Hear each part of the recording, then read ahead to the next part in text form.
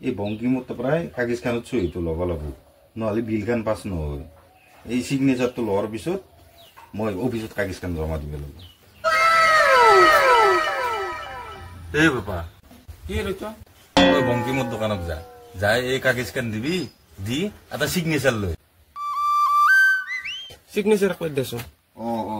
ক'ত পাইলি দেউতাই পঠাইছিল বাকী ভাল বাকী আছো দা